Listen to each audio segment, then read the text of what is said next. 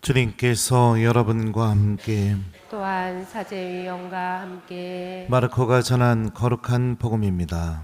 주님 영광 받으소서. 그때 율법학자 한 사람이 예수님께 다가와 모든 계명 가운데에서 첫째가는 계명은 무엇입니까?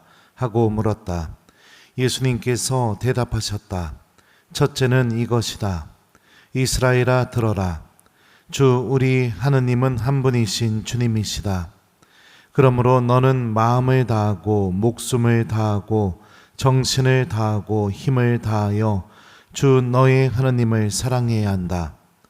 둘째는 이것이다. 내 이웃을 너 자신처럼 사랑해야 한다. 이보다 더 큰 계명은 없다. 그러자 율법학자가 예수님께 말하였다. 훌륭하십니다, 스승님. 그분은 한 분뿐이시고 그 밖에 다른 이가 없다 하시니 과연 옳은 말씀이십니다. 또 마음을 다하고 생각을 다하고 힘을 다하여 그분을 사랑하는 것과 이웃을 자기 자신처럼 사랑하는 것이 모든 번제물과 희생 제물보다 낫습니다. 예수님께서는 그가 슬기롭게 대답하는 것을 보시고 그에게 너는 하느님의 나라에서 멀리 있지 않다 하고 이르셨다. 그 뒤에는 그 어느 누구도 감히 그분께 묻지 못하였다. 주님의 말씀입니다. 그리스도님 찬미합니다. 오소서 성령님, 사랑해야 한다. 안녕하세요. 오늘 예수님께서는 첫 번째 가는 계명이 무엇이냐는 질문에 하느님과 이웃을 사랑해야 한다고 이렇게 대답을 해주십니다. 첫째는 이것이다. 이스라엘아 들어라. 주 우리 하느님은 한 분이신 주님이시다. 그러므로 너는 마음을 다하고 목숨을 다하고 정신을 다하고 힘을 다하여 주 너의 하느님을 사랑해야 한다. 둘째는 이것이다. 이웃을 너 자신처럼 사랑해야 한다. 이보다 더 큰 계명은 없다. 여러분들은 다 사랑을 해보셨죠? 아니에요? 네, 그래요. 네. 사랑 안 하고 결혼한 사람은 없죠? 네. 그러면은 아시겠네요. 마음을 다하고 목숨을 다하고 정신을 다하고 힘을 다하여 사랑하는 게 어떻게 사랑하는 것인지. 1번 나는 안다. 2번 모른다. 몇 번이에요? 네? 자, 강론 그만하겠습니다. 다 알고 계신데 뭐 얘기할 필요 없죠. 네. 나에게 좋은 일이 생겼어요. 그러면 누구에게 제일 먼저 이야기하고 싶습니까? 그 소식을 누구에게 제일 먼저 알리고 싶어요? 사랑하는 사람. 네. 슬픈 일이 생겼으면 누구에게 제일 먼저 위로받고 싶습니까? 네, 사랑하는 사람. 그래. 맞아요. 우리 하은이는 부모님 사랑하고 있으니까. 큰 돈이 생겼어요. 그러면 그 돈을 누구랑 제일 먼저 쓰고 싶습니까? 예. 네. 사랑하는 사람. 그죠? 사랑하는 사람한테 돈 주는 거 아깝나요? 안 아깝죠.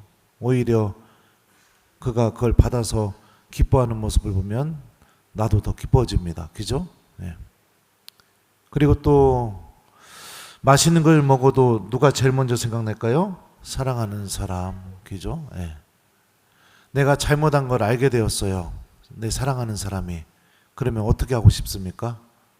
1번 그냥 모른 채 하고 나한테 이야기하기 전까지 모른 채 하고 그러고 있는다. 2번 먼저 가서 미안하다고 내가 잘못했다고 다시는 안 그러겠다고 그렇게 얘기한다. 몇 번이에요? 네, 그렇죠. 왜 그런 선택을 합니까? 네? 왜 그런 선택을 해요?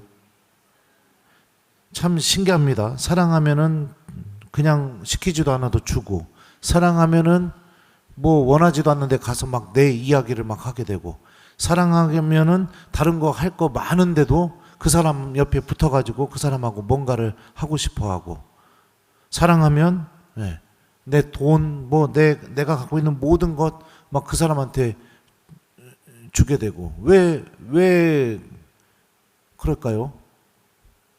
사랑하니까 그런 거죠. 사랑이 우리 안에서 일으키는 힘입니다. 그죠? 사랑하면 계산하지 않고 재고 따지지도 않으며 나의 체면과 자존심도 먼저 생각하지 않고요. 손익계산도 하지 않습니다.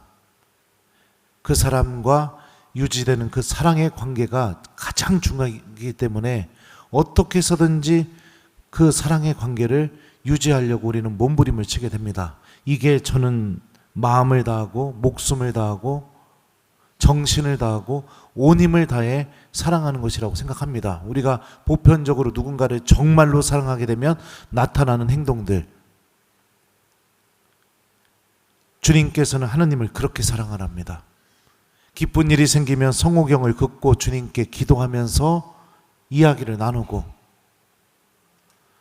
나에게 슬픈 일이 생기게 되면 성호경을 긋고 주님께 이야기하면서 위로받고, 시간이 남으면 함께 있고 싶은 것처럼 성전으로 달려와 예수님 곁에 머물고, 내가 무엇인가 돈이 생겼던 뭐가 생겼던지 간에 그런 게 생겼다면 하느님께 드리고 나눠주고,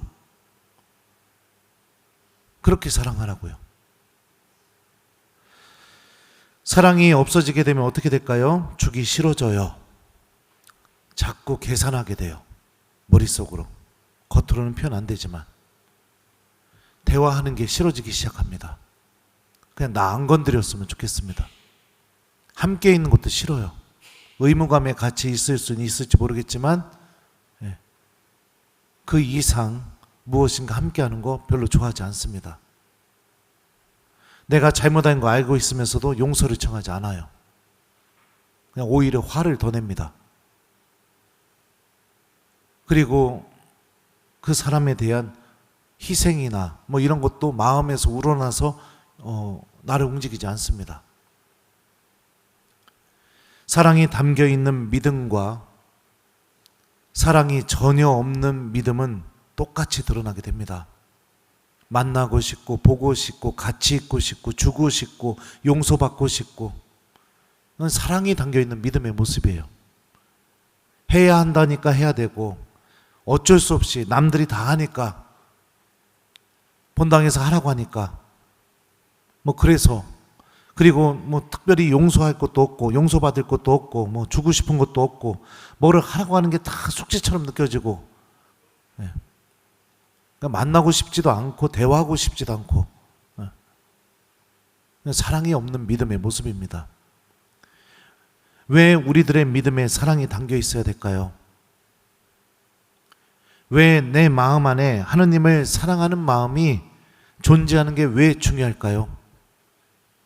사랑하는 교회 여러분들, 주님께서 베드로를 돌아오게 만든 방법이 뭐였을까요? 베드로 본인이 어마어마하게 큰 죄를 저질렀다 하더라도 그가 여전히 하느님을 사랑하고 있다는 마음을 다시 발견하게 하면서 예수님께 돌아오게 만들었습니다.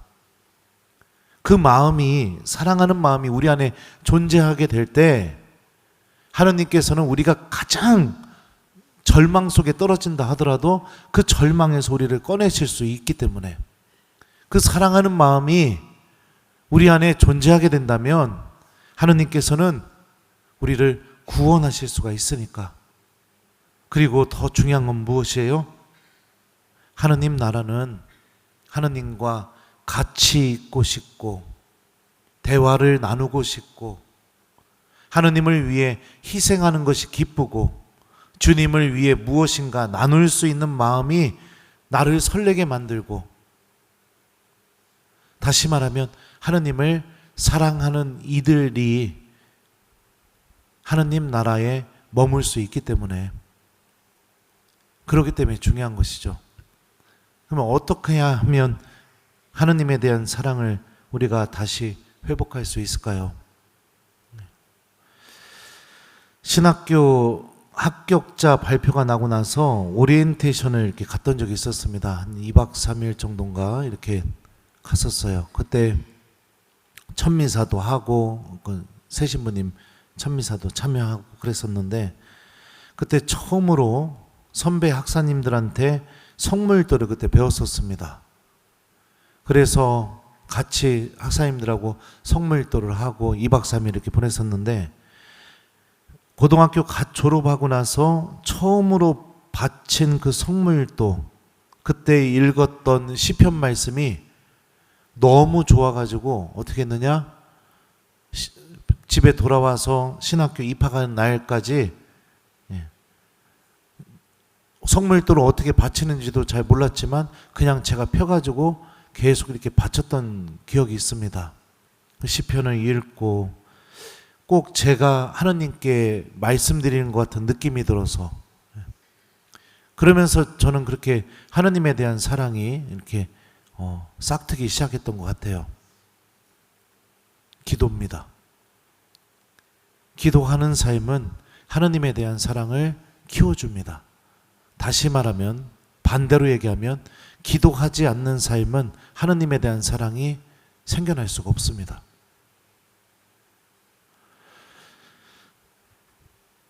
사랑하는 우리 교회 여러분들, 여기 이렇게 미사 때 앉아있는 여러분들은 누가 보더라도 제가 볼 때는 하나님에 대한 사랑하는 마음이 분명히 갖고 있기 때문에 이 자리에 앉아있겠죠. 그렇다면 여러분들의 사랑이 더 불타오르게 하십시오.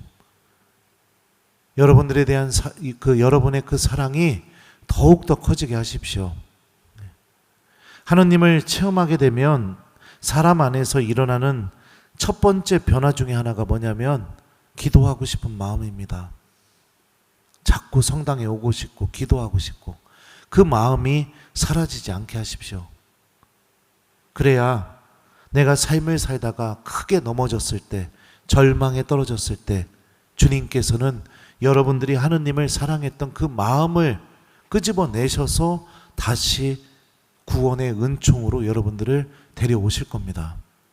이게 없다면 도대체 주님께서 무엇으로 나를 구원의 은총으로 꺼내오겠습니까? 바리사이들, 율법학자들, 사두가이들, 이번 주 읽혀지는 복음에서 예수님과 계속 논쟁했었습니다. 근데 그 논쟁을 통해서 드러나는 게 무엇이죠? 계명은 잘 지키는 열심한 신앙인이지만 하느님을 사랑하는 마음은 거의 없었던 사람들입니다. 그러니 예수님께서 끊임없이 기적을 보여주고 하느님의 말씀을 들려줘도 그들의 마음은 움직이지 않죠. 우리는 어떻게 사랑하는 것이 마음을 다하고 목숨을 다하고 정신을 다하고 힘을 다해서 사랑하는 것인지 이미 알고 있습니다. 내가 내 자녀를 대했던 그 사랑, 내 배우자를 만나서 그 사람이 없으면 절대로 살 수 없을 것 같던 그 사랑, 그 사랑으로 우리가 하느님을 사랑하면 되겠죠. 두 번째 계명은 이웃을 너 자신처럼 사랑해야 한다라는 계명입니다. 오늘 일독서를 보게 되면 바오로 사도는요, 티모테오에게 예수 그리스도를 기억하십시오 하면서 신자들에게 이것을 가르치라고 다음과 같이 말합니다. 신자들에게 이러한 사실을 상기시키면서 설전을 벌이지 말라고 하느님 앞에서 엄숙히 경고하십시오. 그런 짓은 아무런 이득 없이 듣는 이들에게 해를 끼칠 따름입니다. 이 설전이 무엇이냐? 말로 싸우는 것을 설전이라고 하죠. 사전적인 의미를 보면 말꼬리를 잡다, 사소한 것을 두고 다투다, 쓸데없는 논쟁을 하다, 말로 싸움을 하다, 이런 의미를 갖고 있어요. 이 설전이라는 그리스 말의 의미가요. 하느님을 사랑하고 있는 사람들이라면 우리 안에서 제일 먼저 치워내야 될 것이 무엇이냐? 말로 싸움을 거는 거, 말로 싸우는 거. 이거부터 우리 안에서 걷어내야겠죠. 기도도 열심히 하고 미사도 열심히 나오는데 그 입에서는 너무나 이웃들을 후벼 파는 말들만 하고 있다면 그것도 문제가 있는 것이겠죠. 그리고 또 우리는 또 알고 있습니다. 이웃을 너 자신처럼 사랑해야 한다는 거. 사랑하면 어떡합니까? 저줍니다. 진짜 사랑은요. 내 주장을 강요하는 게 아니라 상대방이 원하는 게 내 생각보다 더 중요해지기 시작해요. 그래서 사랑을 시작하게 되면 사람이 변화가 일어나게 됩니다. 남말 절대로 듣지 않았던 사람이 사랑하는 일에 말에 막 움직이는 일들이 벌어지게 되죠. 이웃을 너 자신처럼 사랑해야 한다라는 것은 무엇을 의미할까요?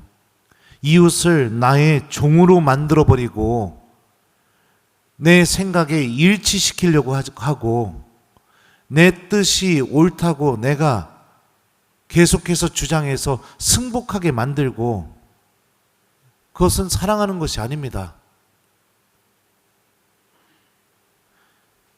내가 져주고 내가 낮아지고 내가 먼저 움직이고 내가 동의해주고 내가 따라주고, 이게 사랑하는 것이죠. 여러분들의 첫 번째 이웃인 배우자를 어떻게 대하고 계십니까? 여러분들의 두 번째 이웃인 여러분들의 자녀들은 어떻게 대하고 계십니까?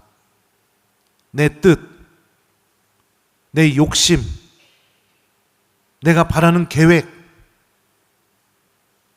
이것을 다 움직이게 하려는 종으로 대하고 있는 건 아닙니까? 아니면 내가 먼저 져주고 움직이고 들어주고 동의하고 응원해주고 그렇게 대하고 있습니까? 내 뜻대로 되지 않게 되면 일독서에서 얘기한 것처럼 배우자와 혹시나 설전을 하고 있는 건 아닙니까? 말로 싸움을 막 이렇게 일으키는, 자녀들과도 설전을 하고 있는 건 아닙니까? 그리고 세 번째 이웃인 여러분들의 친구들, 가까운 사람들 어떻게 대하고 있나요? 나와 의견이 안 맞으면, 기분 상하면 곧바로 딱 연락 차단, 안 만나고 혹시 그런 건 아닙니까? 그건 사랑하는 것이 아닙니다. 상대방을 종으로 만들고 있는 것이죠. 사랑을 하십시오. 예수님은 첫 번째 계명에 대한 말씀도 사랑해야 한다 라는 말씀으로 마무리 지으셨고, 두 번째 계명에 대한 말씀도 사랑해야 한다 라는 말씀으로 마무리를 지으셨습니다. 다시 말하면 하느님의 자녀들은 어떤 사람이에요? 사랑하는 사람입니다.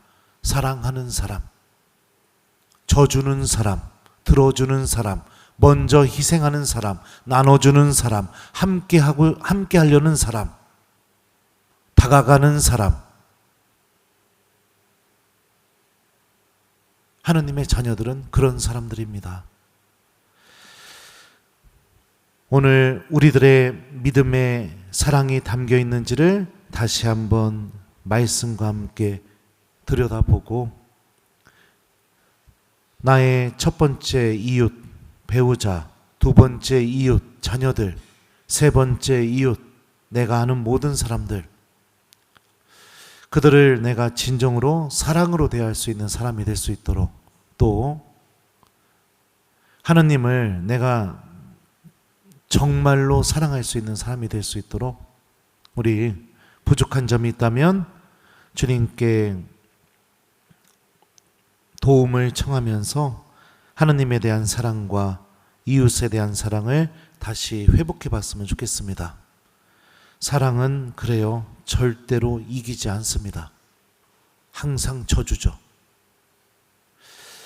그런 사랑의 힘이 하느님과의 관계에서도, 또 내 가족들, 이웃들과의 관계 안에서도 드러나는 그런 은총을 청해 봤으면 좋겠어요. 그래서 오늘 숙제는 여러분들 주무시기 전에 성모님께 하느님을 사랑할 수 있는 마음을 다시 청하는, 또 도움을 청하는 그런 저녁이 되기, 이거를 숙제로 드립니다. 주무시기 전에 여러분들 묵주기도 한 단만이라도 바치면서 성모님께 하느님과 이웃을 정말로 사랑할 수 있는 사람이 되게 도와달라고 청했으면 좋겠어요. 사랑을 잃어버려서는 안 됩니다. 하느님과의 관계에서도 사랑을 잃어버리면 어떡할까요? 내 뜻이 이루어지기 위해서 계속 주님께 뭘 해달라고 합니다. 그건 사랑이 아닙니다. 주님의 뜻이 이루어지도록 듣는 사람이 되는 게 사랑이죠. 아무튼 하느님, 이웃, 우리 다시 한번 내 마음을 살펴보고 사랑으로 가득 채워서 하느님과 이웃을 사랑할 수 있는 그런 은총을 청하는 저녁이 됐으면 좋겠습니다. 사랑해야 한다. 아멘.